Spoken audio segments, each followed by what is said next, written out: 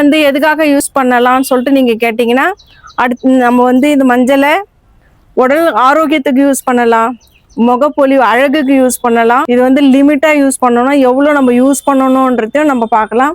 தினமும் இந்த மஞ்சளை நம்ம எப்படி யூஸ் பண்ணணும்னு சொல்லிட்டு பார்க்கலாம் வாங்க. இந்த மஞ்சள் வந்து நம்ம உடம்பு ஹெல்த்துக்கு ஃபர்ஸ்ட் முக்கிய பொருளா இருக்குது. மஞ்சத்தூள் இல்லைனாக்கா எதுவுமே இல்லை. நம்ம மஞ்சத்தூள் சாப்பிட்றதால நம்மளுக்கு கேன்சர் வராம தடுக்கலாம்.